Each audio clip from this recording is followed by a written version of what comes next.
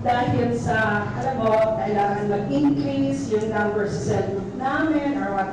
But if we manifest the glory of God, we show them the Heavenly Father, evangelization will be natural. Hindi tayo mag-isip na mahirap mag-evangelize. Since this concept the Lord has taught me, came to me, I keep asking the Lord, Lord, today, how can I show the Heavenly Father? Minsan kahit na nasa bahay lang ako, may mga tao na tumatawag, nagpapakounsel, how can I show them the Heavenly Father? Para sila ay maka-experience na mahal sila ng Panginoon. Minsan, a word of knowledge, minsan a word of counsel, a word of wisdom that we give to the people, that would show them that God, that the Heavenly Father loves them because He's merciful, He's compassionate, He's long-suffering, He's faithful, He's forgiving. This touches people. Kala natin, simple lang naman yung sinabi ko.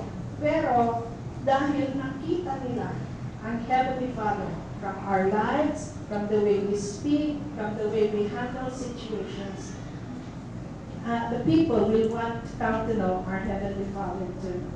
So let us manifest God's character, His DNA, His image and likeness, His being compassionate, His grace, long-suffering, mercy, truth, faithfulness, forgiving God to our families.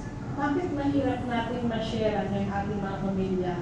Nakikita po ba nila sa buhay natin ang Heavenly Father? Or yung pa din dati nating pag-ibig karunal, yun pa din ang nakikita nila. So ang hirap natin silang ma-share ang salita ng Panginoon. I'm asking this myself with my brothers and sisters. Our neighbors, what do our neighbors perceive when they see us?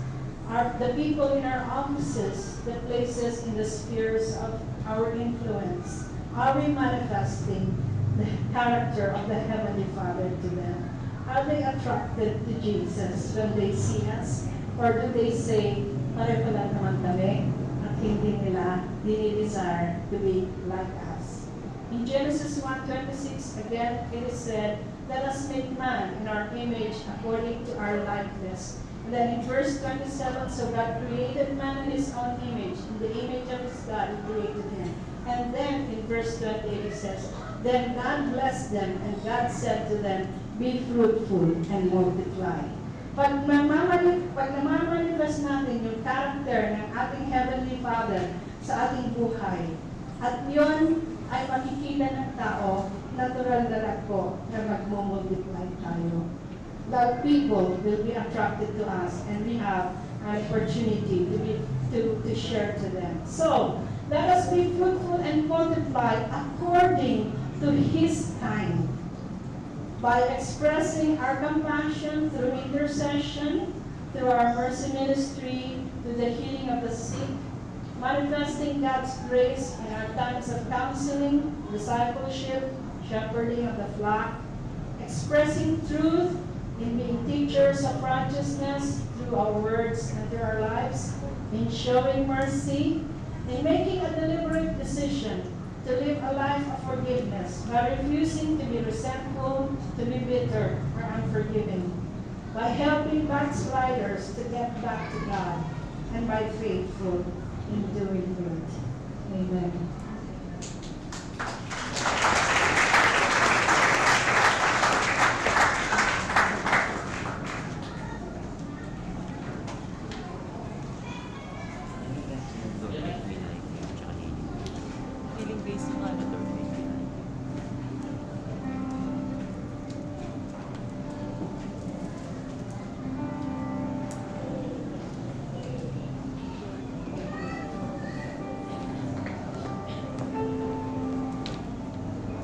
What is our DNA today?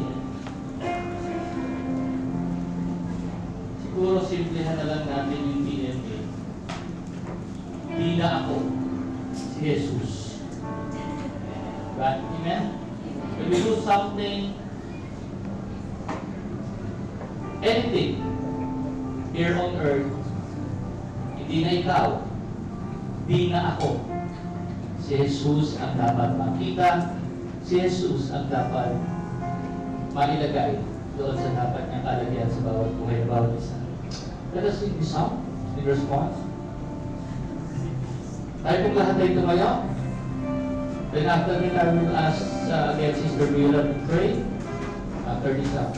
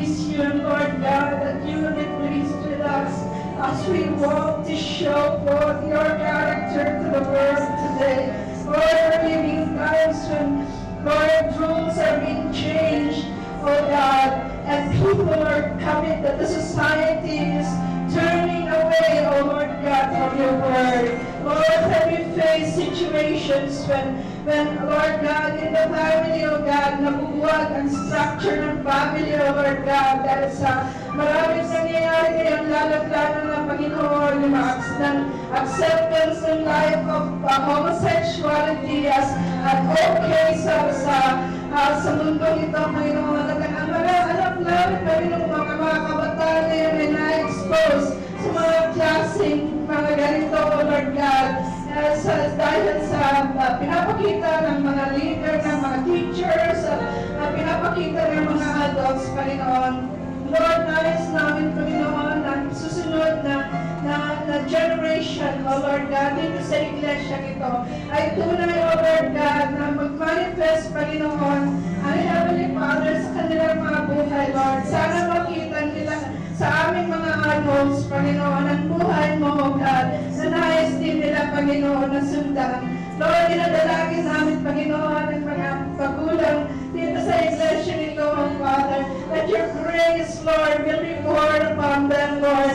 Oh God, as they raise up their children, they manifest the heart of the Heavenly Father, of God, so that we will see a next generation that's going to rise up, oh Lord, that will be able to stand in the evil days, Panginoon.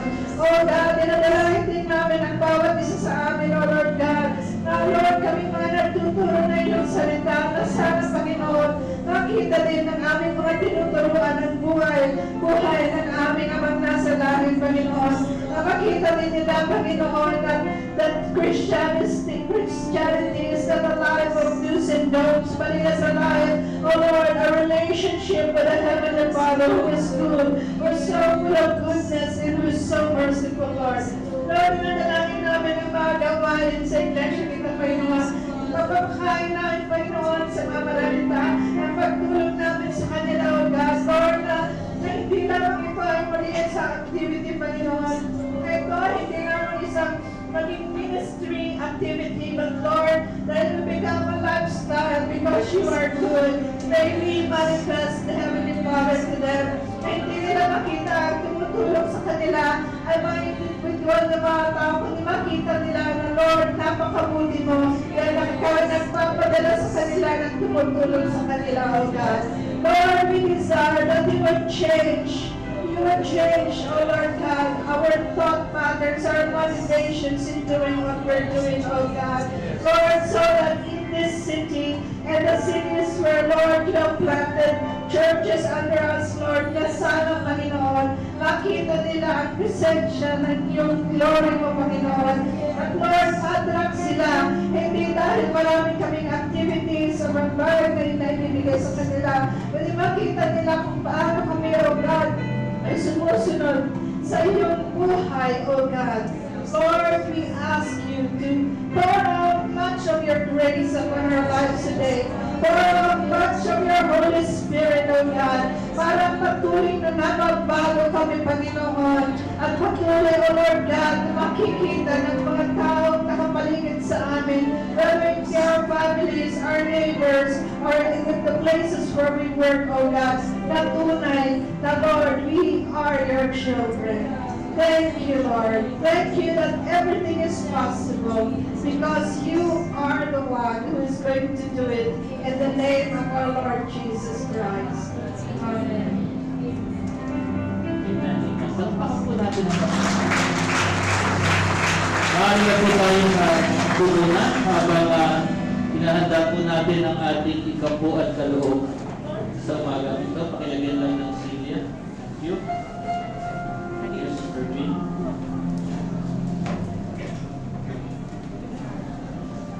Mabuti po ang Panginoon.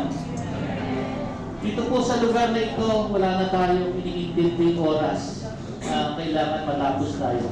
Pwede po tayo mabuti ng alas 5 nito kung gusto niyo. Amen ba?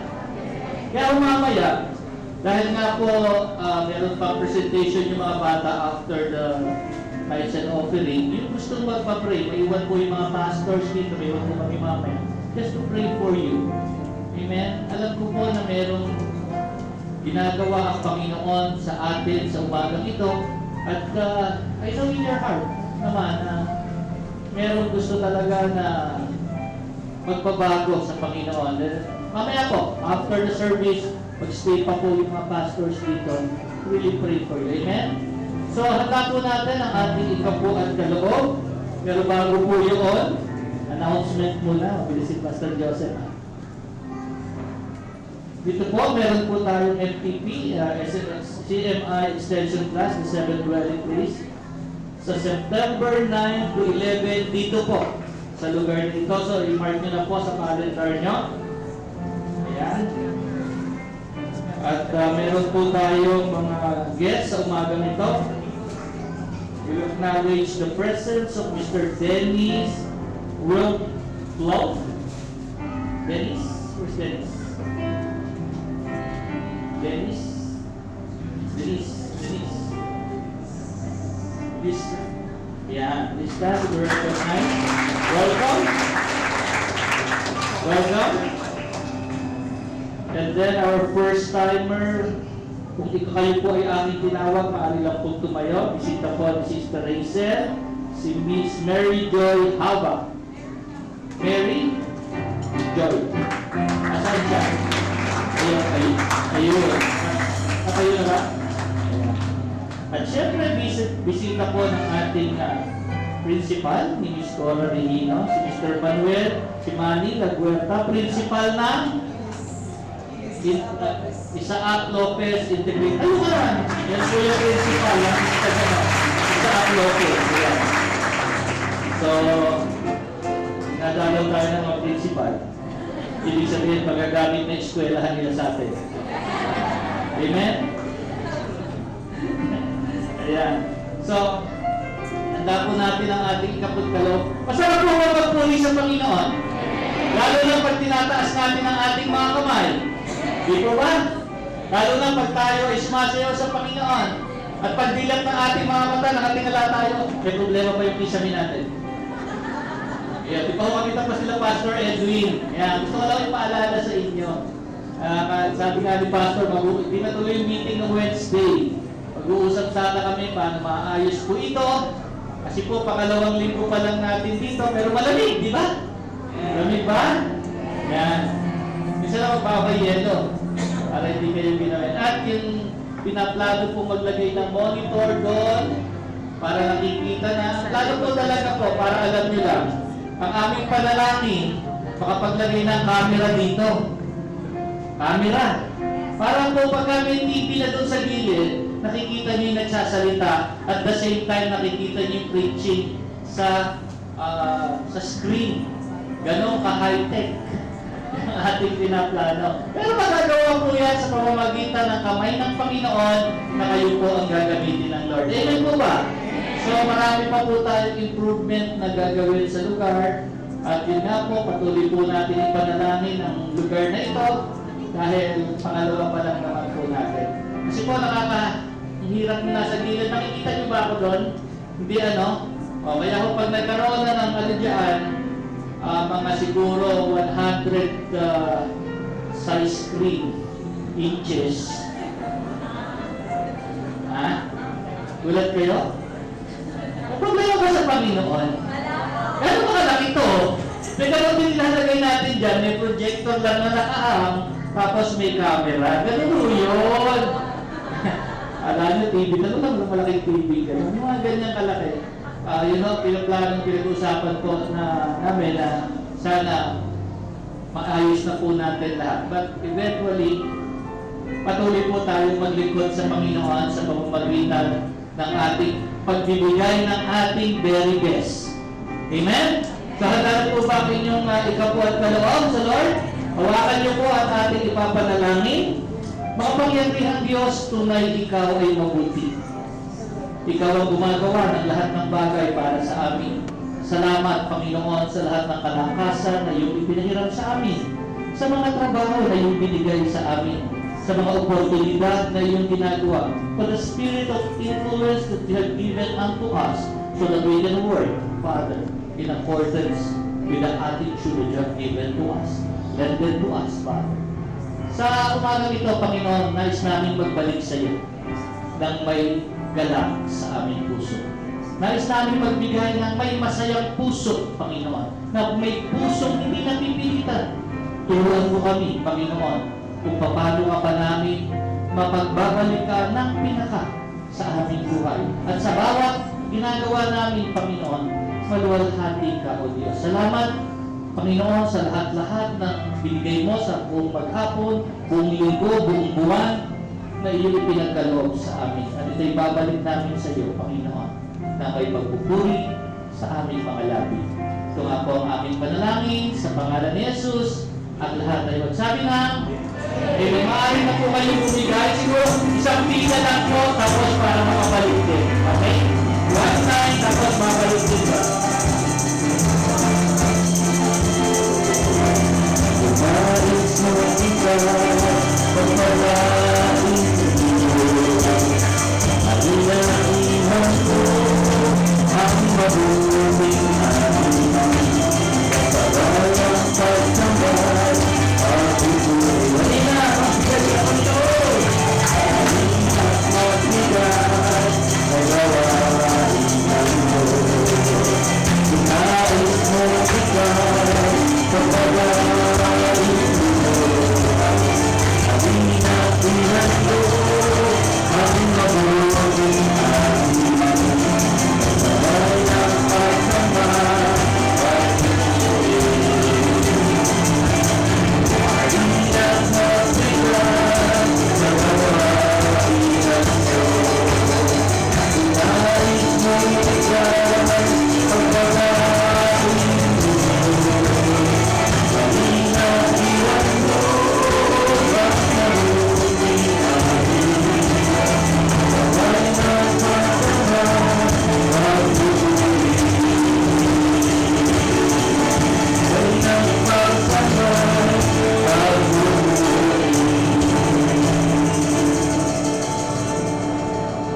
Okay, asan yung mga bata? Ready na ba yung mga bata? Ay, gusto ko lang po ipaalam sa inyo na ang ating Marikina Church, Area 7, ay isang taon na ngayon. Makawan na po tayo doon sa Marikina na walang bintana, walang pinto. Ganun po yung church ko, walang bintana. Pag sinara mo yung pinto, bukas pa rin. So, tuloy po rin yung panalangin yung ating lugar na makakuha na po kami ng permanente nating lugar na maupahan dahil doon sa isang tinignan namin, gusto ko lang po i-report, di pala pinaupahan, binibenta sa amin ng 3.6 million. Okay na po. Sabi namin, upa pa lang tayo dahil dumadami na po yung ating mga kapatid na nakakilala sa Panginoon sa lugar ng Marikina, sa Dambakal. Kaya po, sama niyo po siya sa prayer, maka 1 year na po. Yan, sa Diyos. Katawagan po yung mga bata. Asan yung mga bata? Before we close, asaan ha? Mga bata, special number. Talagang VIP ito mga bata na to ha. Ito ba DNA dito? Bakit ang tagal? Yeah. Your face. Dali mo na yung mga alaga mo. Konting bilis! Konting bilis! Ayan. Talagang ayaw bilis. Ito, mana sa tatay. Kamukhang kamukha. Ayan.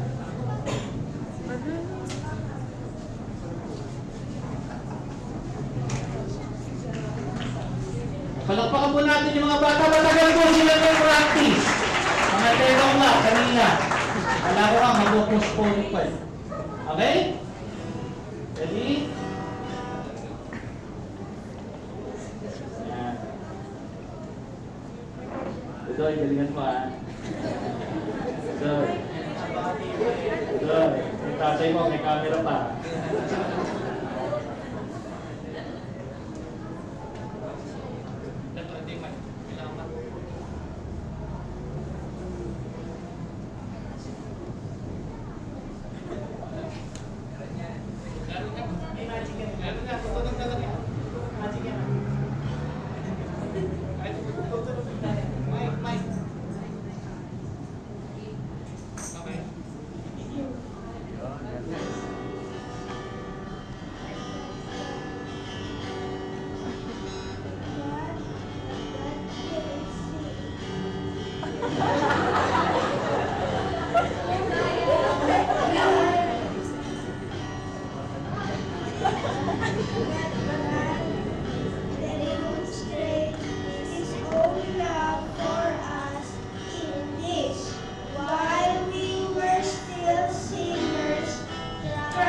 Died for us, Romans 5 verse 8.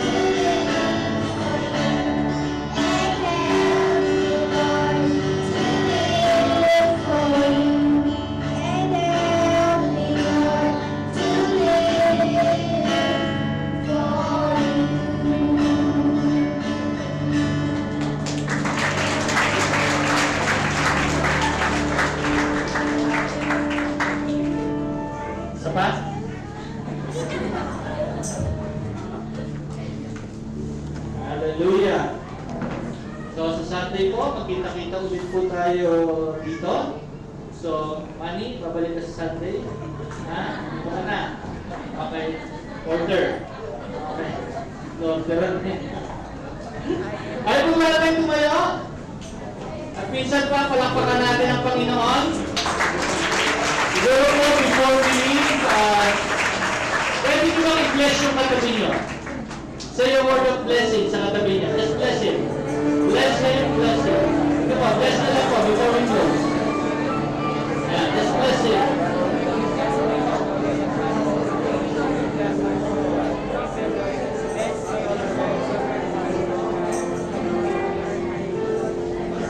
Say a word of blessing. Isa, dalawa, dalawang tao, tatlo.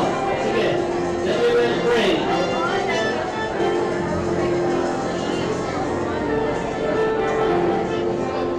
Hallelujah.